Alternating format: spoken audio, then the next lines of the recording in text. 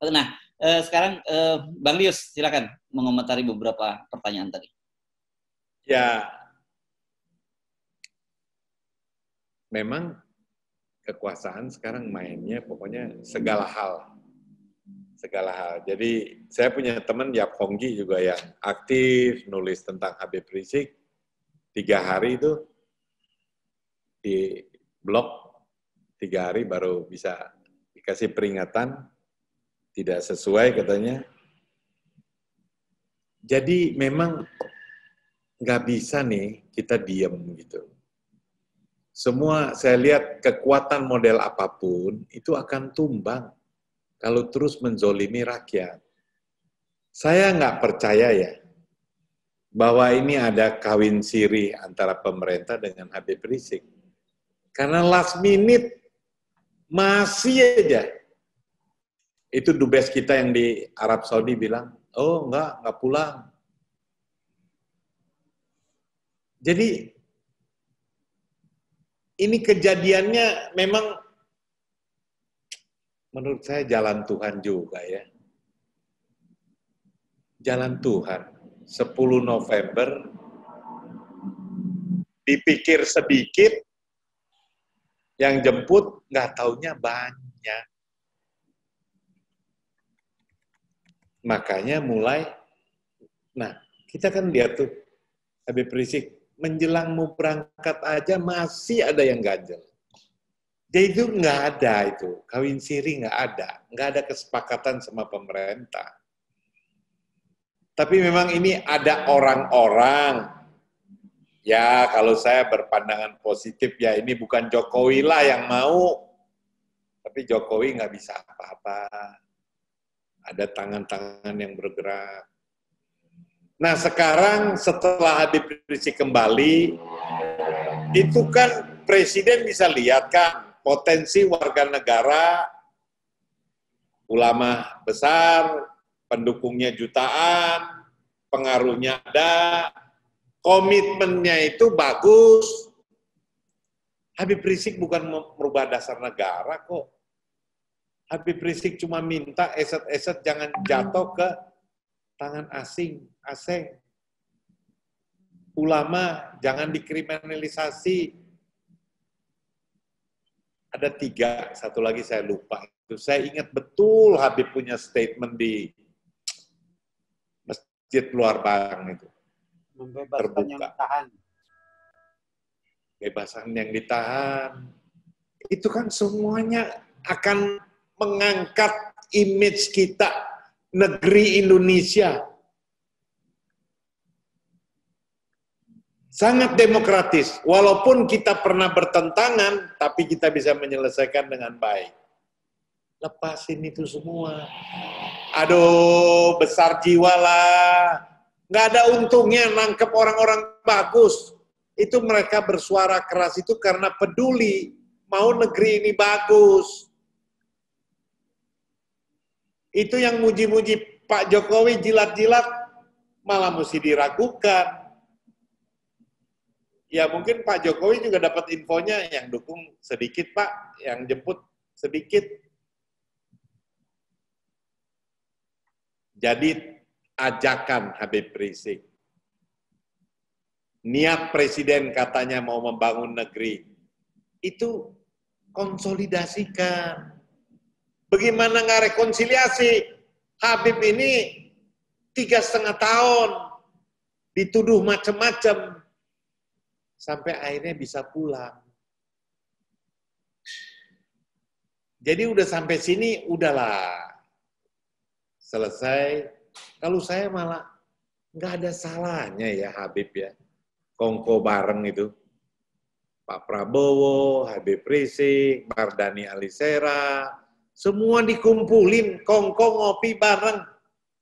Siap. Ya, Pak Mardhani apa salahnya sih? Dia nggak jadi kecil.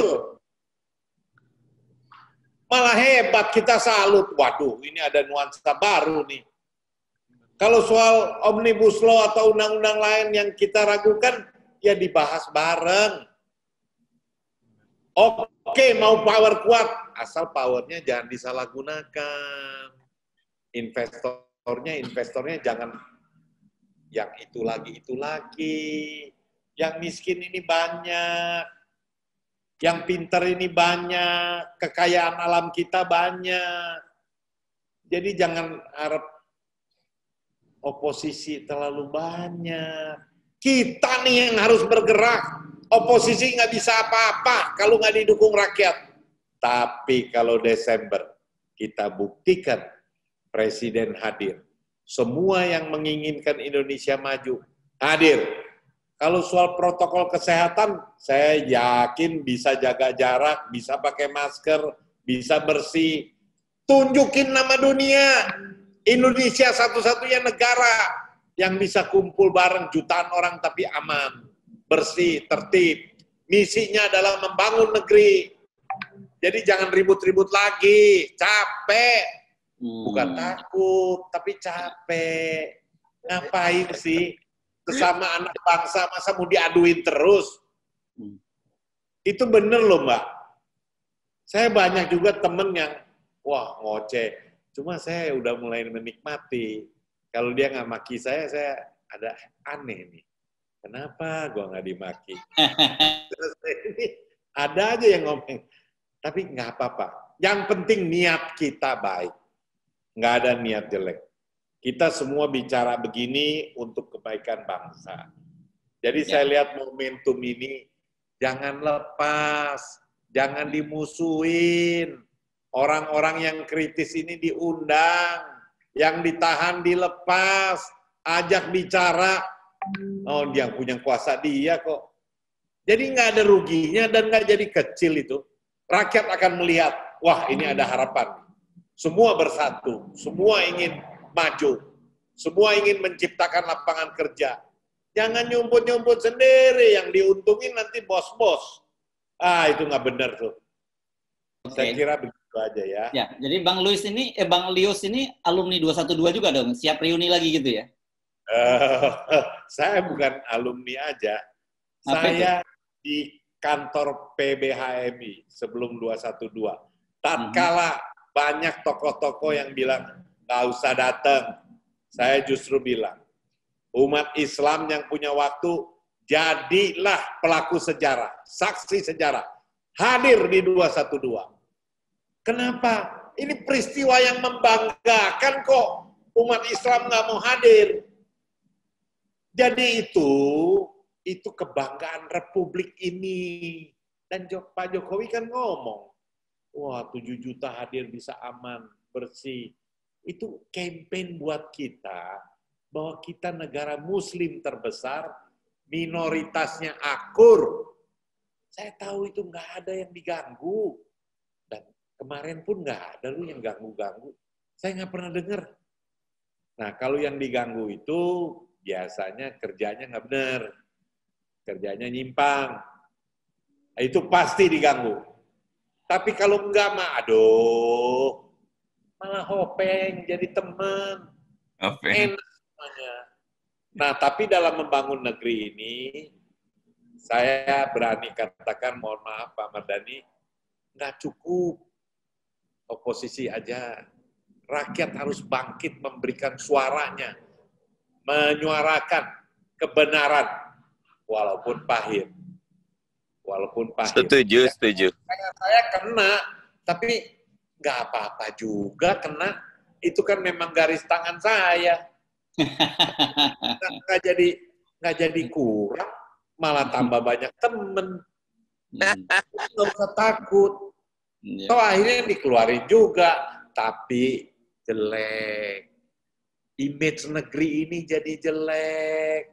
Orang ngomong aja beda, tangkep, pakai undang-undang IT. Jadi jeleknya ini yang saya nggak tahan. Teman kita yang di dalam mah juga dia nggak bilang menderita. Tapi kalau Pak Jumur itu, kalau lagi sakit, mesti dilepas dong. Ya. Dulu bandit-bandit aja rampok dilepas, koruptor dilepas. Masa ini aktivis lagi sakit lu, masa ya Kak dikasih. Udahlah, mudah-mudahan nih Kapolri dengar, Pak Jokowi dengar. Besok tuh lepasin. kumpul, dialog. Katanya kan Pak Jokowi demen dialog. Saya terang-terang ya, saya jatuh hati sama Pak Jokowi itu waktu jadi wali kota di Solo itu. Mau gusur pedagang kaki lima aja diundang makan puluhan kali. Jadi jatuh hati. Orang demo dia kangen, minta di demo, tapi nggak ada yang demo karena selalu dia buka dialog. Kita dukung Pak Jokowi jadi presiden. Kita dukung Pak Jokowi masuk Jakarta jadi gubernur, kemudian jadi presiden. Tapi begitu 2019 saya lihat udah mentok, ilmunya udah habis. Kalau silat tuh jurusnya udah habis. Saya ikut Mardani Alisera dah nyanyi. Ganti presiden. Oke. Terus. Nah, baik, terima kasih Bang. Saya kira begitu ya. Jadi ya. Selesaikanlah dengan baik problem bangsa ini. Ya. Ya, terima kasih. Oke. Gimana Mas Atta? Apakah kita masih buka? Pak Mardani tadi ada beberapa pertanyaan buat beliau kan sekarang lagi muncul lagi nih. Yang masalah bagaimana peran PKS itu dari Mas. Oh, ya. Silakan. Enggak, tadi ada pertanyaan juga yang mempertanyakan tentang peran PKS tadi, Bung Mardani. Jadi memang orang selalu ngomong-ngomong ini kalau Bang Lius kan bilang bahwa oposisi aja nggak cukup, tapi persoalannya oposisinya juga nggak cukup gitu. Karena hanya PKS sendirian itu kan problem kita yang sangat serius nih itu. Jadi tugas Anda memang harus membuat besar oposisi, membuat besar PKS gitu. Dan saya kira mungkin banyak teman-teman di sini yang siap dukung Anda. Amin. Kalau tanggapan Mas Hersu, ya PKS harus mampu memanfaatkan peluang dan kesempatan yang ada. Saya ketemu sama Mas Sudirman Said, itu loh. Dia buat perumpamaan bagus, Mas Hersu. Perumpamaannya bilangnya gini, Mas Mardani, kalau nanam jati itu jarak 2 meteran, masing-masing depan kiri kanan 2 meter. Tapi sudah 3 bulan itu akan dijarangin. Beberapa jati yang tumbuh tidak optimal dipotong biar makin dapat cahaya. Jadi pohon jati yang bagus akan dapat cahaya banyak, dia akan besar. PKS tuh sendirian di lapangan, harusnya gede gitu kan. Bener juga gitu loh. Tinggal ya terserah PKS-nya mau nerima, mau memberi masukan. Kalau buat saya lagi berjuang nih, Mas Lius masuk, Rocky masuk gitu loh. Kalau perlu Rizal Ramli jadi apa gitu. PKS harus menjadi kapal induk yang menerima semuanya. Sehingga insya Allah harapan oposisi indoor dan oposisi outdoor bisa bersatu. Doakan saja semuanya. Saya siap menerima masukan selalu. Makanya kalau diundang Bang Tata, walaupun jalanan Trans Sumatera juga saya ikut. Insya Allah. Masya Allah, jazakumullah ya. Apalagi tadi Bang Lius sudah masuk ganti presiden, oposisi. Udah siap itu. Ya. Interupsi Pak Tata untuk Pak Alisera. Jadi ini ironi Pak, kalau di daerah kan mereka justru berpartner bukan beroposisi. Beberapa kalau alek partai dan alek di daerah ya? Ya. Iya, karena memang anggota DPRD itu rezimnya rezim pemerintahan daerah. Pemda dia. Betul. Tapi tetap bisa kritis karena ada controllingnya ada, pengawasannya ada, begitu. Ya, ini karena Bang Mardani kelihatannya sudah mulai on the way di jalan ini. Saya kira sambil ini sekalian silakan kasih closing statement nih, Mas Mardani. Ada pertanyaan, ada orang nanya nih, Pak. Ke Bang Mardani, ke Bung Mardani. Mbak Mila ini, Mbak Mila Muta dari mana nih? Dari Jawa Barat atau siapa tahu Pak Mardani ada pertanyaan. Oke. Ya, karena saya lihat tadi di jalan mungkin. Oke, nggak apa-apa ya, masih bisa bersama kita ya, Bung Mardani ya. Mungkin. Selama sinyalnya ada, gabung terus Mas. Oke. Silakan Mas, kalau masih ada pertanyaan satu lagi. Mbak Mila, silakan Mbak Mila. Mbak Mila.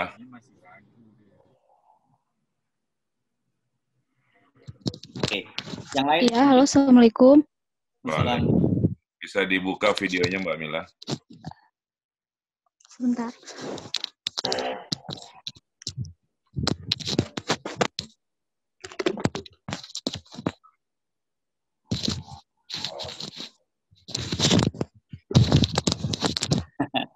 Ini cukup ramai ini suaranya. Oke, ya silakan. Ya, sebenarnya sih nggak terlalu banyak pertanyaan ya. Saya cuma merhatiin aja. Ya, Masya Allah, semuanya benar-benar semangat gitu. Nggak terlalu banyak pertanyaan sih. Oh, oke. Ya, baik. Jadi Anda mengikut jadi partisipan sementara ini ya, Mbak Mila ya? Iya. Ya. Oke. Pindah yang satu lagi, Kang Mas Atta, sebelum kita closing statement dari masing-masing narasumber, saya kira. Kalau masih ada. Kalau tidak, kita minta masing-masing narsum untuk menyampaikan closing statement. Ya, langsung closing statement-nya. Tadi ada nongol, terus hilang lagi nih. Ya, saya kira kita kasih kesempatan Bung Mardhani biar habis itu bisa melanjutkan perjalanan dengan tenang di Sumatera sana. Boleh bertanya, Pak? Dari mana ini? Jakarta, Pak. Aldius Tahir, Jakarta. Oke, ini saya kira terakhir ya. Silakan. Boleh, ya Pak. Singkat saja Pak. Saya lihat kita kan banyak banget nih diskusi-diskusi, seminar begitu mengenai apa situasi negara ini, Pak. Kalau kita hanya sibuk dengan diskusi dan seminar saja, tanpa ada gebrakan yang nyata gitu, yang konkret, maka ya rezimnya berjalan terus seperti gini aja. Kita sibuk dengan seminar kita, dia sibuk dengan apa? Dia maju terus gitu, Pak. Nah, kira-kira kapan nih perkiraan Bapak sekalian ada gerakan yang nyata konkret bahwa inilah gerakan yang akan melakukan perubahan, kira begitu, Pak. Terima kasih. Ya, wah ini pertanyaan betul-betul langsung konkret betul. Silakan Bung Mardhani Alisera dijawab dan sekalian Anda closing statement ya. Makasih Mas Hersu dan teman-teman forum Tanah Air yang saya banggakan. Kalau saya 3 saja ya. Yang pertama fokus menyiapkan diri buat 2024 ya. 2024 ini menjadi salah satu momentum kita menyusun kekuatan untuk membuktikan bahwa semua webinar, semua rasa frustasi, semua rasa semangat kita harus berujung kepada aksi yang konkret dan unggul. Saya mengumpamakan itu kita wujudkan di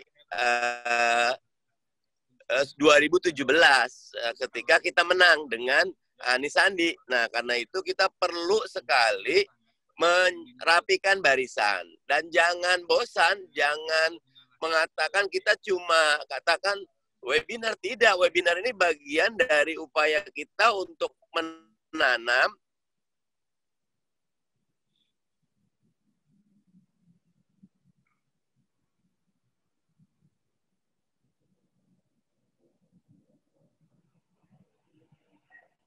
suara Bung Mardhani hilang, di freeze karena kita menjadi lebih merit system. Contohnya, kami PKS minta threshold untuk presidensial 5% saja. Kalau Rocky kan 0%, monggo 0 bagus, 5 maksimal 10%.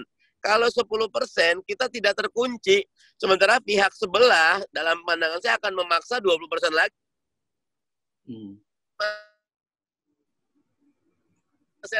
Kalau 20% maka lagi lahan lagi. Itu berbahaya sekali. Kita harus betul-betul masuk ke isu strategis tentang persiapan pemilu 2024. Terakhir, ini Pilkada 2020 gitu loh. Ayo teman-teman bergabung bersama mencari siapa calon-calon terbaik untuk kita menangkan di 2020. Karena Anies susah maju ke 2024 kalau nggak menang di 2017 kemarin dan nanti 2022 maju lagi. Nah, ada banyak sekali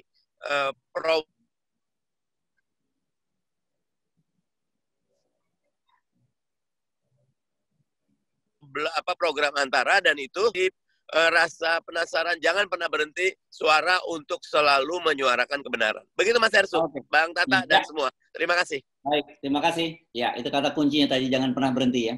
Bang Lius, ada yang mau ditambahkan? Kalau saya sorry ya, kelamaan kayaknya 2024 loh. Iya. 2024 tuh bukan kita mau ganti presiden. Okay. Cara mimpin ini mesti demokratis, dengar suara rakyat, lebih peduli kepada yang kecil.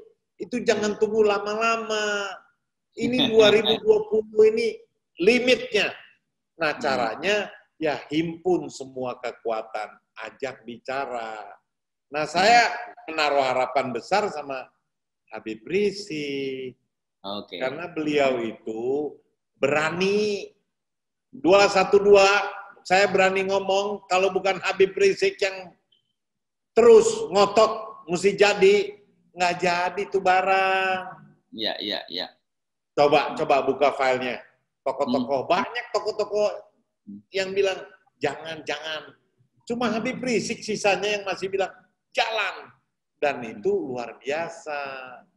Oke. Jadi ya, kalau tunggu... Konkret nih Bang Lius. Konkret. Ya, konkret. 2 Desember, walaupun ya yang halangin itu banyak, hadir. Jangan nggak hadir. Semua yang bisa hadir. Bukan buat nurunin presiden. Memperbaiki negeri. Komitmen rakyat untuk memperbaiki negeri. Kita tunjukkan 212-2020. Ya? Mantap. Oke. Sekarang Kang Ubed. Silakan Kang Ubed closing statement. Ya, Mas Hersu.